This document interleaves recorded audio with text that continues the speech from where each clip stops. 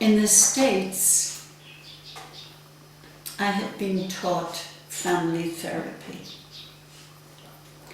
and we had learned to do individual counselling and couples counselling and group counselling, and sit down with people and take an hour, take 2 hours, and make an appointment for next week and make an appointment for next week.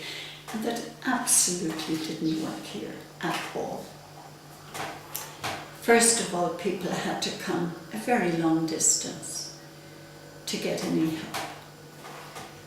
And they would usually come when they could get here. So there was no such thing as keeping time. And once they got here, there was no way you could say, this is an hour or this is 2 hours. They would stay until they were finished.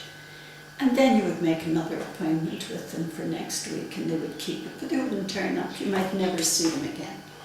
And there would be no indication that you would or you wouldn't.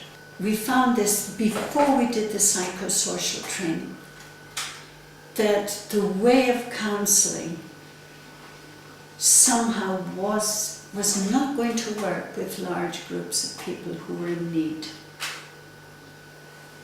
If you spent a whole day counselling, you might see 5 people. What is 5 out of 5,000? I was invited to a training. And this training was in psychosocial facilitation, and it was based on the philosophy of Paulo Freire that had become extremely alive in South America. And it really, I think, it became a transformative element in our counsellor training. His philosophy, from observing his own people in Brazil, was that poverty and oppression and ignorance would never change from the top. That the only way the poor could really change their lives was if they themselves took things in hand.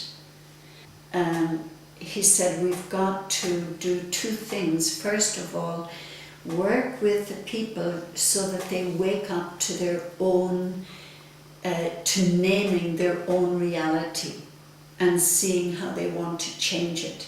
And secondly, we have to work with the political systems, the protective systems, the legal systems, to try and wake them up to how their systems are oppressing their own people. Here in Uganda, the individual is always subsumed by the clan and the tribal needs. The individual is not considered as important as the clan, the family, the tribe.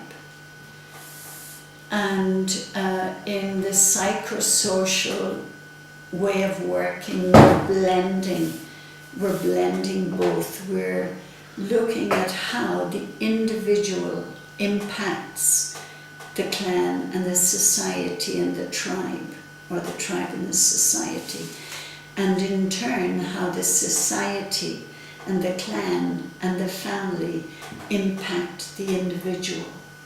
And that you cannot look at one or the other. You cannot focus on the clan and, crucify the individual. And you cannot focus on the individual and leave out the family and the clan. When we work with the psychosocial method, we try to analyze what is going on in the minds of the people and how does that influence their social relationships, and how the social relationships in turn form the minds of the people. And its role in St. Francis, I think, is one of the things that has helped us to connect with the community, because St. Francis wants a holistic approach of helping people.